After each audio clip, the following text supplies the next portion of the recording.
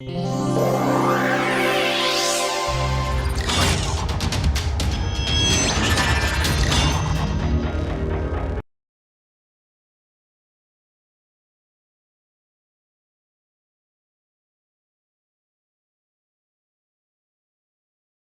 So, we started looking at the way in which a non-uniform distribution equalizes, becomes uniform as a function of time, essentially the diffusion problem in the context of the Boltzmann equation, and we had a whole lot of symbols on the board, but let me go over it again and then we will complete where we were getting at.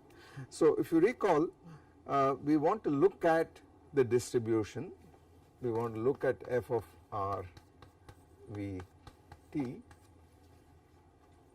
on time scales where the velocity is essentially thermalized. That is where the diffusion regime is, okay, although we are not explicitly saying so. So, we would like to ask what happens if the velocity distribution is Maxwellian essentially, but the positional distribution is a function of time, starts with some initial given prescribed distribution and then it obviously is a function of time. Due to diffusion it equalizes. We are trying to understand that process and understand the time scale which appears in the problem when you try to find out how it goes to this equilibrium situation. So, the equation we wrote for f was delta over delta t plus there is a v dot del, and that is definitely present, this term del r is definitely present because we are trying to find out how this function of r changes, okay. So, this times f plus an external force, but that is 0, there is no external force. So, f over m dot grad v, this term acting on f, this term is absent.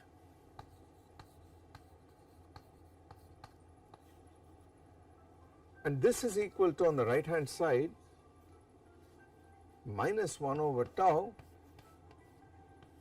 times f of r v and t minus whatever it relaxes to, whatever the system relaxes to.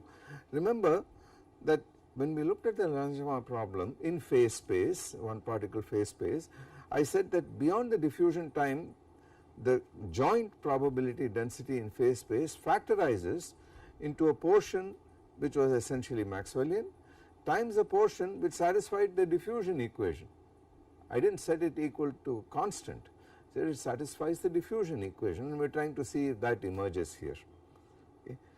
So, that is the point that you raised and that is the what we are looking for. We are trying to find out what happens there. Just to recall to you, we had a rho there, we had a rho of r, v and t, and we said that when t was much greater than gamma inverse in the Langevin model,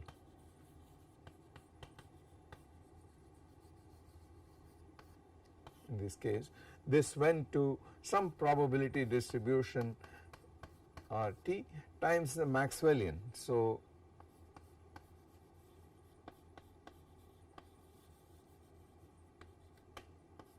in the velocity, that is the one that that is what we discovered in the diffusion limit, and then we found out what is the equation satisfied by this quantity here. So, it is in that spirit that this is being done. So, what we need here is an n of r comma t times w of v, which is the Maxwellian distribution. So, just to set your normalizations, remember that f of r v t, if you integrate this over r and n v, you end up with the number density finally. So, this quantity here f equilibrium, this goes to f equilibrium of v, that is the absolute uniform distribution in space. So, this is equal to n, a constant, and it is just the number density, a constant, times w of v, which is the Maxwellian.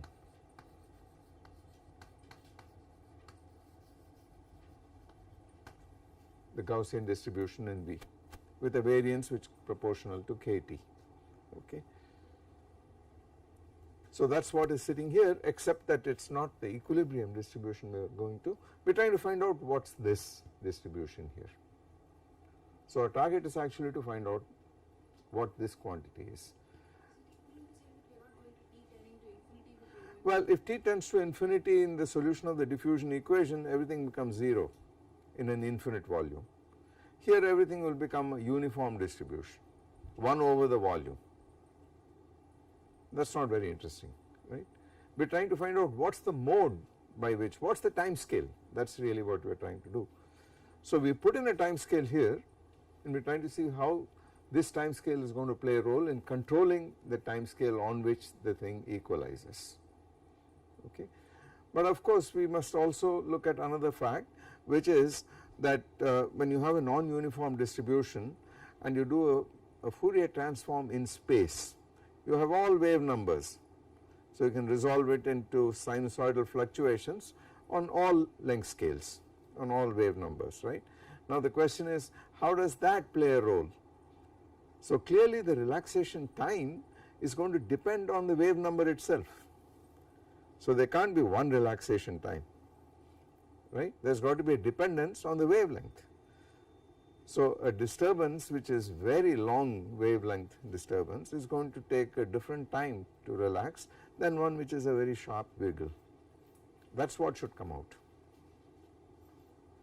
Right. So although we put in one constant here, you are going to get a whole family of constants, a continuous family of constants. So it is going to depend on the wave number of the fluctuation, and the question is how.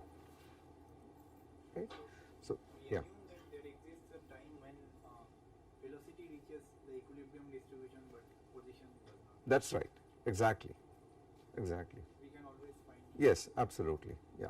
We already saw what is the time scale on which in this one, in this single mode thing, we already saw that this tau is the velocity relaxation time. Right. So now we are looking at time scales much bigger than that tau. But it will depend on what k is, what the wave number is. So this is what we are going to discover, right. Essentially you are going to find a whole family of relaxation times, one for each k. But how does it depend on that k is the question. Okay. So this is the target, and now we are in business. So let me go through this quickly since we did this already last time. I do a Fourier transform with respect to space and a Laplace transform with respect to time. So essentially we are going to write f of r v t equal to, well, and 1 over 2 pi whole cubed integral 0 to infinity dt integral d3r e to the minus st, that is the Laplace transform, and then the Fourier transform was e to the minus ik dot r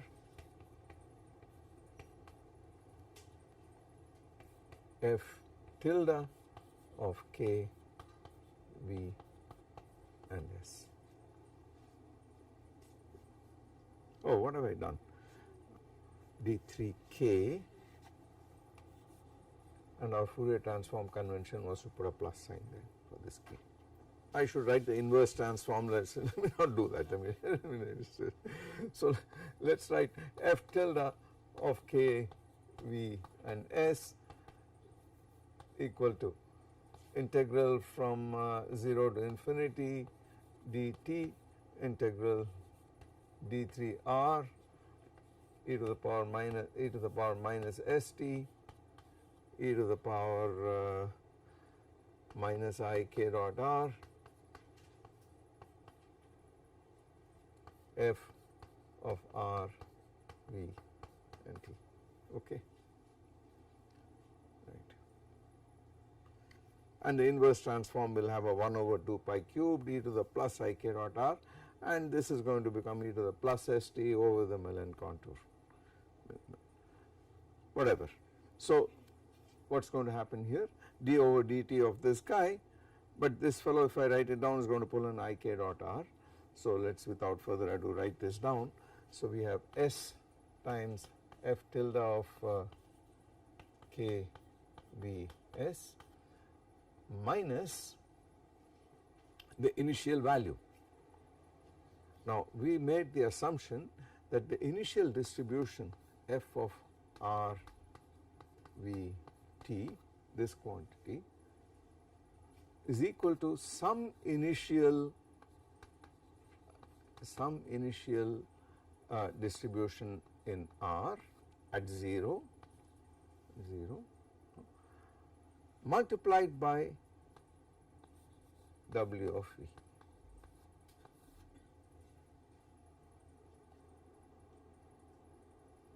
That was the assumption we had made, right? So minus, if I take the transform, n initial tilde of k W of V. That is the value of this guy after a Fourier transform in space. And then there is this term which is going to pull up V dot whatever del R acting on this fellow, that is going to put plus I k dot R.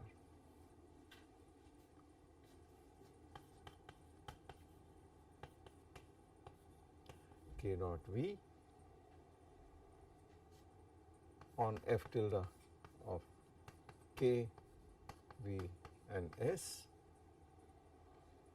and this is equal to minus 1 over tau F tilde of K, V and S on this side plus 1 over tau N tilde of K and S times W of V. Okay, we got all the factors right now.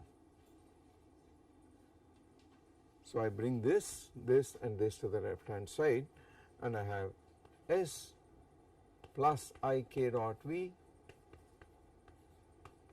plus 1 over tau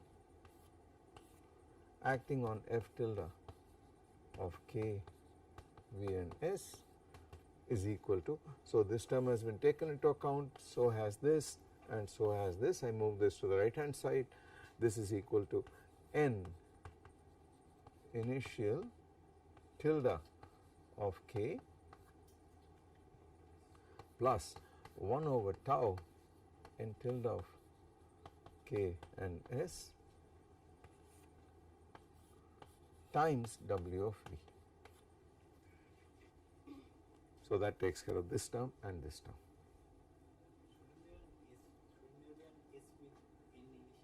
Shouldn't there be a what? Is because we are first differentiating then integrating. But we are finding the Laplace transform of the derivative, time derivative. So it is the transform of this function minus the value of the function in time at t equal to 0, which is all I have written, but then I did a Fourier transform in space. So call it that. And so let us move this fellow down here, this thing divided by S plus I k dot V plus 1 over tau, and let us multiply both sides by tau, so that it's tau times this plus just that is equal to 1 plus S tau plus this guy. I tau k dot V.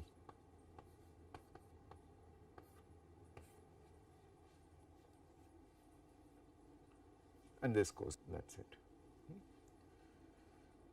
Now of course we need to close this set of this equation. So what we do is to integrate over V, and I integrate over V and I get precisely N tilde of K and S once I finish integration over V, because f of R V t, if I integrate over V I get N of R t by definition. So what we have is integral d3V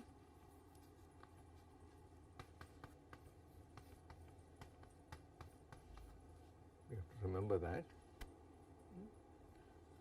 So I integrate and Fourier transform. So I am going to get f tilde of k is n tilde of k comma s if I take Laplace transforms, etc. So this tells you that n tilde of k and s is equal to tau n initial tilde of k, whatever that be, plus n tilde of k and s here in this bracket times an integral, and that integral is integral d3v w of v divided by 1 plus s tau plus I tau k dot v. I have to integrate this over v along with that, and it comes out. Okay, right. So let us call this integral something.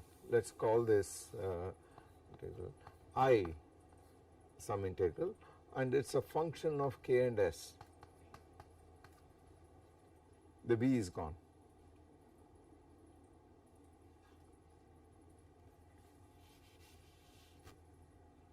So I have 1 minus I k and s times n tilde of ks equal to tau n tilde initial of k, let me write it properly, is equal to tau n initial tilde of k times I of k and s, and I divide by this factor 1 minus I of k and s. That is the solution. Okay. Now everything is known. We know this, it is a Maxwellian. In principle it is something in the denominator with some kernel.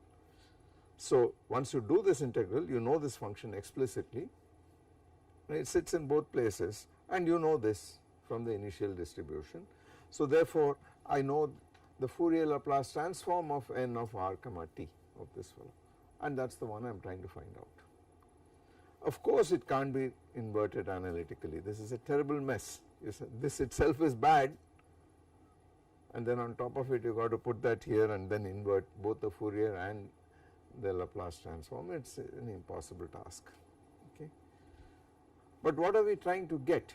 We are trying to find out what happens at long times and what happens on long length scales, the scales on which diffusion occurs. The modes, the longest wavelength, the shortest wavelength, the smallest k, which means longest wavelength.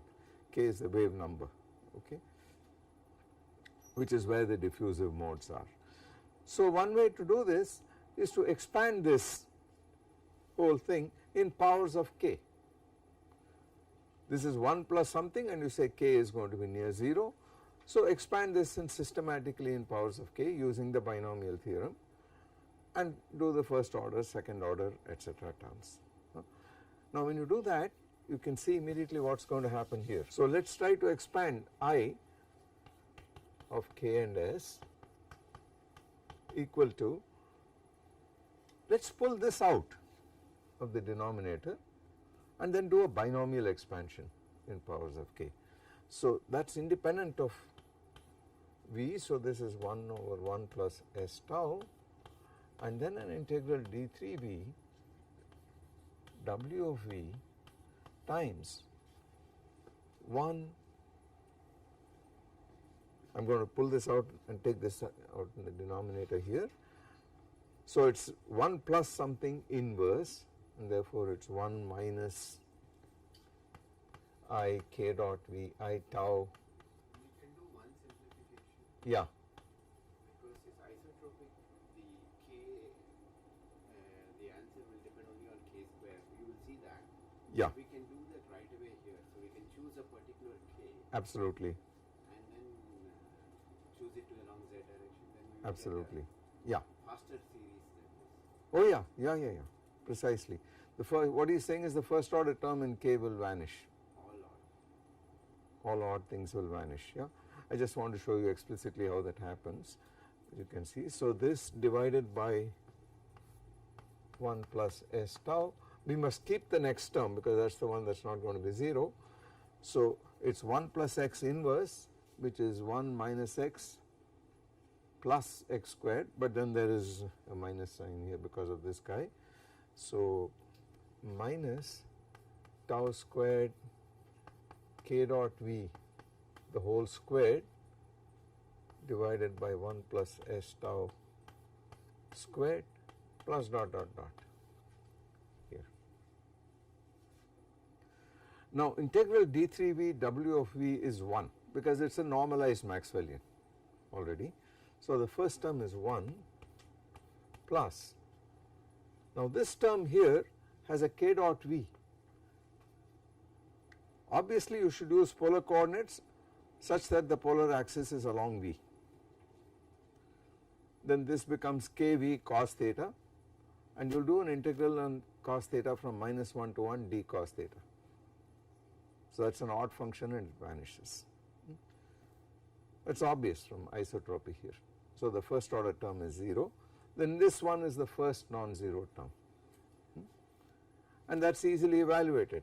So you have 1 minus 1 over 1 plus, so this is equal to 1 over 1 plus s tau minus tau squared k squared divided by 1 plus s tau the whole cubed, there is one factor here and 2 more there, times an integral d3v w of v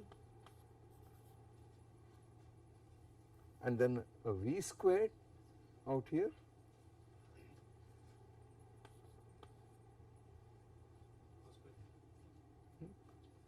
times cos squared theta, where theta is a polar angle.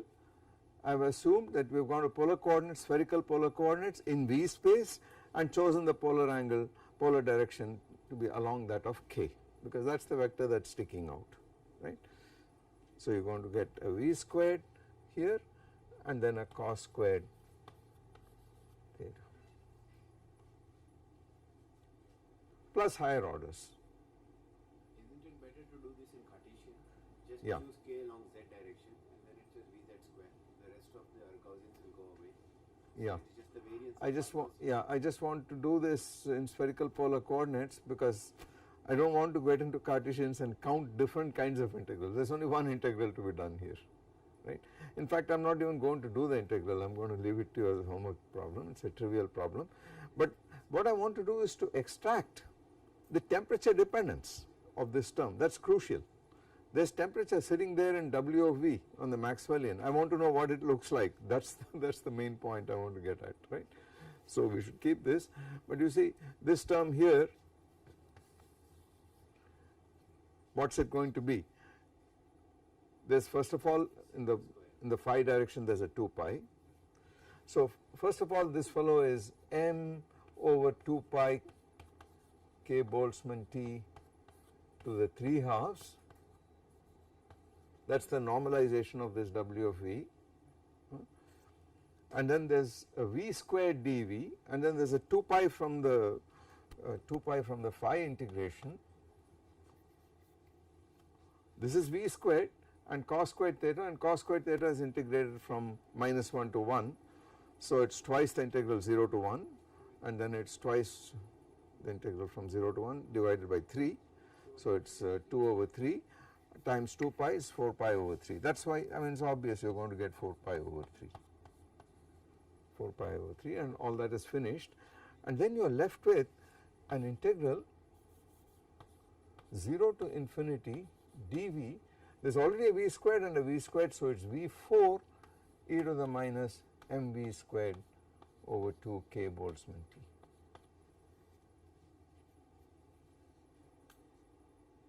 And there is a Gaussian integral with the v4 here, so a trivial thing to do. You can change variables to mv squared over 2 kt.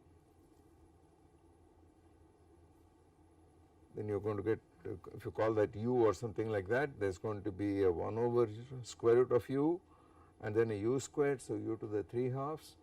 So there is going to be a gamma of 5 halves, but you can scale this fellow out completely. V squared scales like kt, so this will go like kt whole squared, and then there is a 1 over square root of kt here, and there is this fellow sitting here. So the sum and substance is there is going to be a kt finally, whatever be that constant, some kt over m or something like that. Okay, I leave that to you as an exercise. Whatever it is, finally let me write the final answer down. This is a very well known answer. Let me write this down. This fellow, after you put that in here, and then keep to order k squared, because that is the order to which you cut it off, everywhere except this. So the coefficient of whatever this is correcting this initial distribution has a term which is of the order 1 and then order k squared and so on and so forth. So if you do that, this term here becomes equal to, it looks like the following,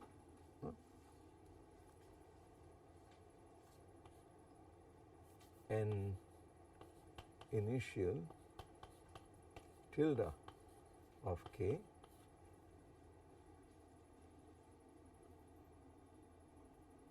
divided by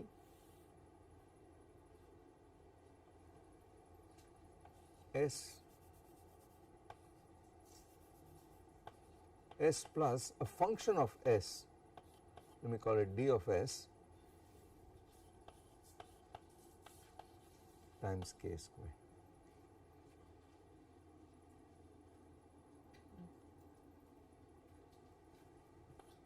Where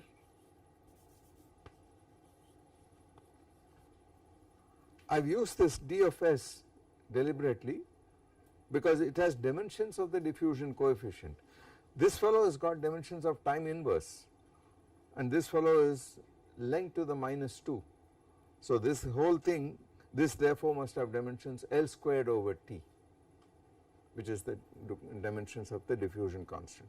So I called it d of, but it is a function of s, where d of s equal to, and now it is not surprising, you are going to get the temperature dependence from here. So it turns out to be kBT tau over m 1 over 1 plus s tau. You could have sort of guessed some of these things, 1 over 1 plus s tau because that is appearing here, and goes with the k squared. So that is the solution.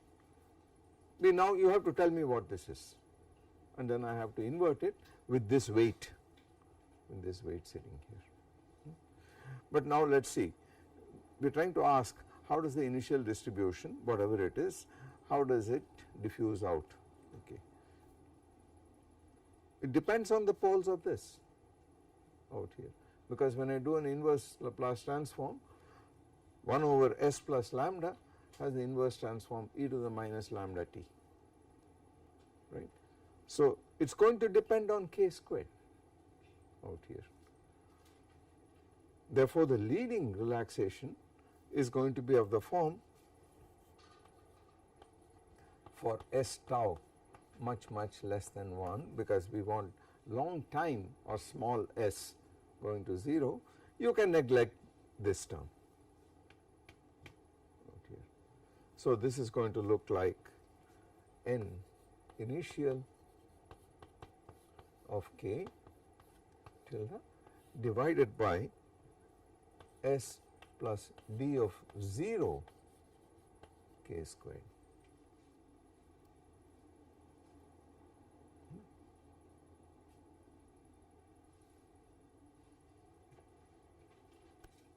And now you know exactly how it is going to relax, because I can invert the Laplace transform now. Therefore trivial, and it says finally, so it says n of r t and n tilde of k and t, let me leave the k still, is equal to n tilde initial of k e to the minus dk squared t where d is k Boltzmann T tau over m. So you see it is typical of what, it is exactly what we would expect. Remember in the Langevin model we got kt over m gamma and the velocity correlation time was tau gamma inverse. Well, here the velocity correlation time is tau in this model and m is the mass of a molecule here. So the approximation has been sort of gross in that sense that it has become essentially the mass of a molecule, but this tau is completely arbitrary, we just put that in by hand. So that is the diffusive mode, as you can see, and you can see it is a Gaussian solution because what is the inverse Fourier transform of just this guy? If you make this, if you give me start with the delta function for instance, then this fellow here is a constant. If you give me a delta function in R, this n tilde of k is a constant, and then the inverse Laplace transform of k e to the minus k squared, a Gaussian, is of course e to the minus r squared, again a Gaussian. Now this Gaussian has a variance 1 over dt, and in R it will have a variance proportional to dt. So you have exactly the diffusive behavior with this diffusion constant d. Okay. But it is giving you a lot more information, this thing is telling you much more, it is telling you how other modes relax in principle. So even though it is a single relaxation time approximation, because of this complicated way in which k appears and s appears, it is actually telling you much more, it is going beyond this diffusion approximation. Okay. So this is how a space dependent relaxation appears. So first we said the velocity itself, how does it relax given a uniform distribution? We found that was rather trivial, it was like a Kubo-Anderson process. Then we said what happens if you have a non-uniform spatial distribution? Well, it is diffusive, this is called a diffusive mode if you like. Now let us ask the other question, suppose the distribution in space is uniform and I start with the equilibrium distribution, but now I switch on an external force, then what is going to happen? And let us, in the simplest case, let us switch on a force which is time dependent but uniform, so that the uniform distribution in space does not change. However, you put on a force, external force, and these particles are going to get dragged. So I expect the Maxwellian distribution will be disturbed. And if the force finally goes to a constant force as a function of time, then the Maxwellian certainly will be distorted sort of intuitively in the direction of that force, right. So that direction should be singled out, and let us see how that happens. Okay. And we play the same game, and in fact it is an even easier thing. So let us do that. So till now we were looking at problems where you are a little away from equilibrium, you relax to equilibrium, but now I start with equilibrium and I push it out of it and ask what is the new distribution to which it goes. So constant, uniform.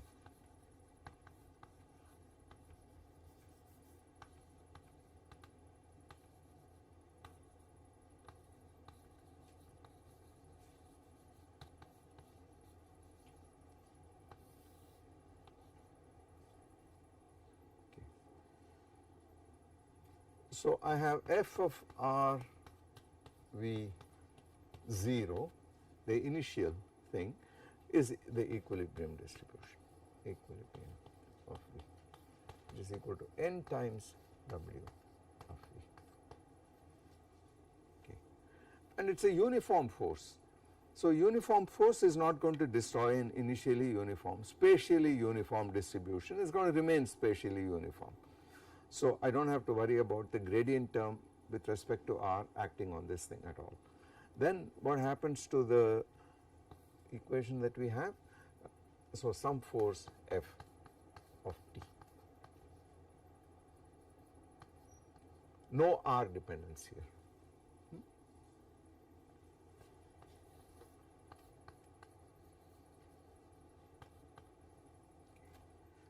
So we have delta f over delta t, and this is a function of r, v and t, plus f of t over m dot the gradient with respect to the velocity here, that is important, of f of r v t. And this guy is equal to minus 1 over tau f of r v t minus f equilibrium of v. So I want to know how the f is moved away from the equilibrium distribution, because that is what I started with at t equal to 0. So this is the difference in the single relaxation time approximation. Okay. So this is the equation I have to deal with. Now clearly it is sensible to call this something else equal to some g of r v n t. In particular, I want to compare the answer we are going to get here with whatever we know from linear response theory. Remember, in linear response theory we found the average velocity divided by the applied force, the constant applied force per unit applied force, was the mobility, and in the case in which the force was a constant time independent, we got the static mobility. So we want to see what happens now in this case, but this is completely kinetic. Do we need to carry the R dependence? We do not need to carry the R dependence everywhere, because there is no term with respect to this guy, so we forget about it completely, it is uniform everywhere. So let us make this f of v comma t, f of v comma t, and that is it, no R dependence. The statement is you have a force which is uniform, time dependent but uniform. You start with an initial uniform distribution, there is nothing which is going to make the distribution non-uniform in space. Okay. So this is what we got to work out, this fellow here, and now let us put that in here. So you get delta g over delta t plus f of t over m dotted with gradient with respect to v of f equilibrium, that is equal to f equilibrium v plus g of v and t.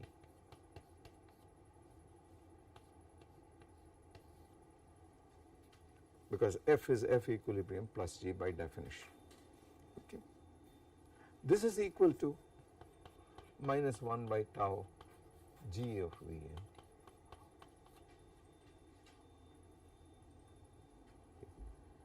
We want to compare, now that is an exact equation, right. However, we want to compare with what happens when the external force is weak. That is the whole idea, that you want to compare with linear response theory. Now it is clear that this g is going to depend on the external force. If there is no force, this g is 0 identically, you remain in equilibrium. So g is going to have a first order term in f, second order, third order, etc., etc. But if you are going to work to linear response level, then this term f times g is already of second order in g, right. This is the correction which is proportional to f and higher powers, and there is already an f here. So I am going to drop this in preference to this here, and then we get delta g to first order in f of t. The equation is delta over delta t g, that is this term, plus f of t over m dot the gradient with respect to v of f equilibrium of v equal to minus 1 over tau g. Now of course one brings this to this side, and that is the same as saying that g of v comma t equal to e to the minus t over tau times something else, let us call it h of v comma t. Let, I am just removing this integrating factor. So the first term is minus 1 over tau times g itself, and that cancels, and then you have e to the minus t over tau delta h over delta t equal to minus f of t over m dot gradient v f equilibrium v. So, move e to the t over tau to the right hand side. Okay. Now, what is the initial condition? Well, the initial condition on this f was that to start with it was in the equilibrium distribution. So, g of v comma 0 is 0. Therefore, h of v comma 0 is 0. This is the initial condition.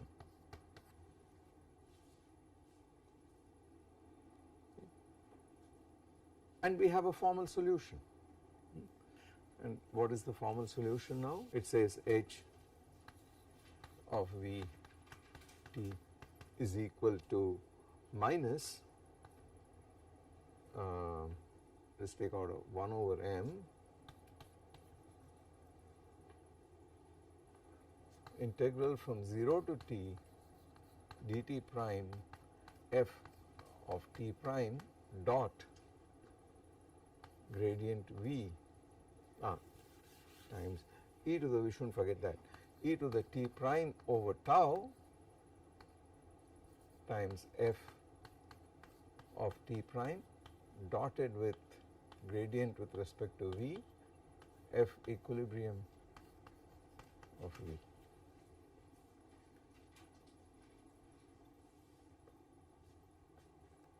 That is h. So, it says g therefore is e to the minus t over tau times that. So, this is e to the minus t over tau times that, and that is the formal solution for g. F however is f equilibrium plus g. So, it says f of r v t equal to f equilibrium of v minus this guy, and that is the solution. Now, we would like to see what happens at long times if I put a constant force. So, what I need to do is to switch on the force by whatever means I like, and a typical way to do this, just to get an idea of what the asymptotic behavior is to do the following. It is called adiabatic switching, and you do this in quantum mechanics, for example. When you do perturbation theory, you switch on the force slowly and not suddenly, so that all the energy levels do not get jiggled up, but the same spectrum remains but gets slowly perturbed. Okay. In the same way, here is a way to switch on the force. So, let us suppose that on the time axis you have here f of t magnitude or whatever, you want to make it go to a constant value. This value is f, and let us say you start switching it on at t equal to 0, because we took at t equal to 0 the system to be in equilibrium. And typically what would happen is that you would switch it on, it would do this. You can choose any force history you like, but I would like to see what happens at long times here. So, a simple model would be to say that f of t equal to, it should start at 0 and should end up with a capital F, which I will put at the end inside. So, 1 minus e to the minus t over some time scale, whatever you call it, let us tau 1.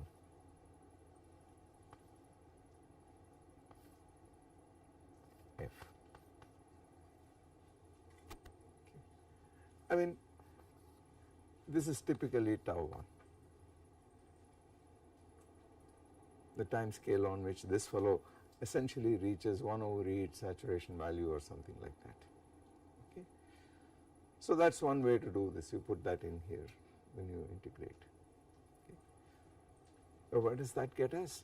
So, this fellow here becomes this term alone let us look at what happens to this. So let us look at the whole thing. So this implies that f, there is no r,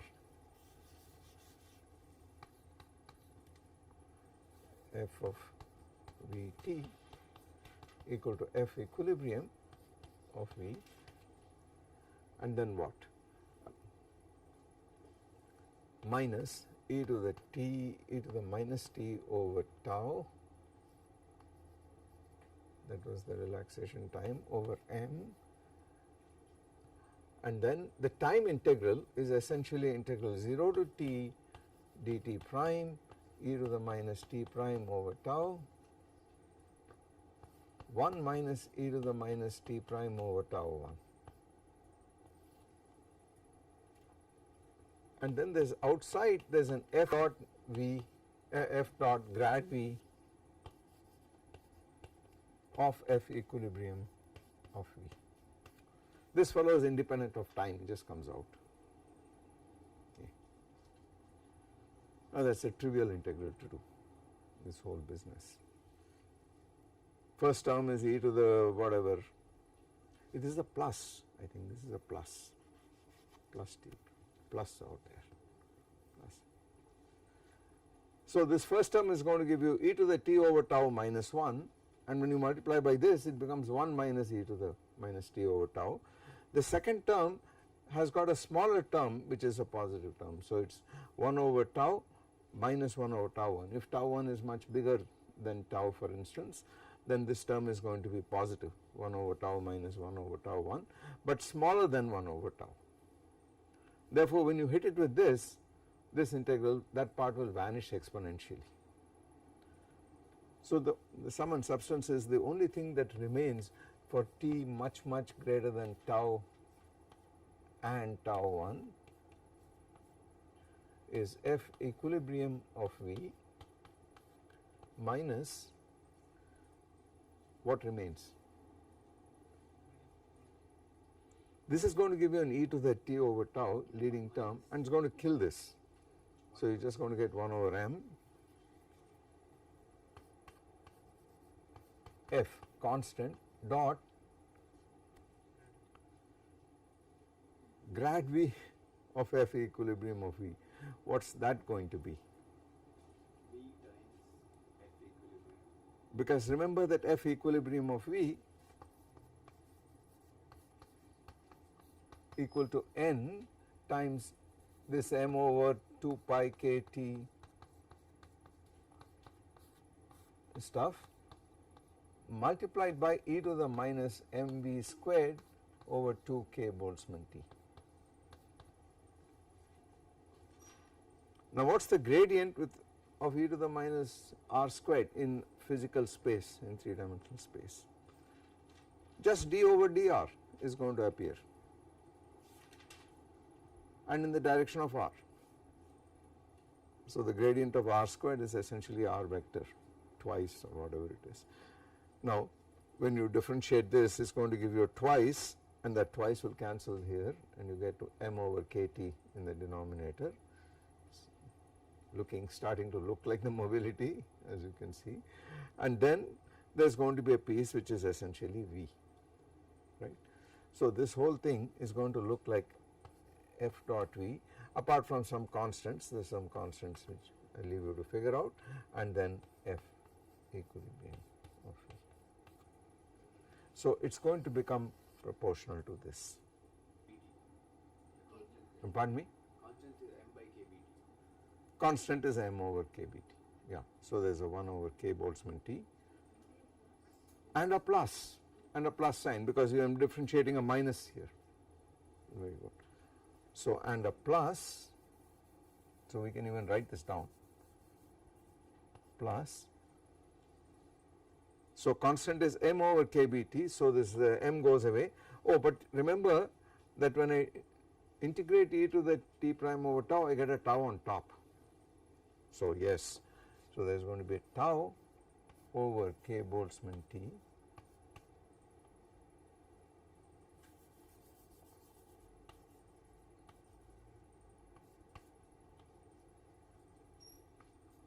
let us write it properly. So that is how it gets dragged. in the direction of the force. Okay. Leading correction to first order in F. We know the answer should be proportional to F. It's got to be a scalar, and the only other velocity you have is v itself, so it's got to be proportional to F dot v and times this thing here. This gives you the constant of proportionality. Okay. V is the power supply. Exactly, precisely. F dot v is the rate at which power is supplied to the system, is the rate at which energy is supplied to the system, or work is done on the system by the force. So that is a sort of a very straightforward interpretation. Now what is done in transport theory is, apart from the complications of solving the Boltzmann equation in various situations, is you remember the collision invariants we talked about, one and then the velocity itself which gave the momentum current and then the energy current itself.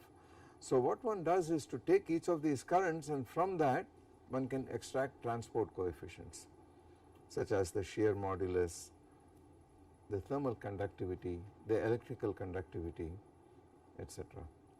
Diffusion coefficient we have already extracted, etc.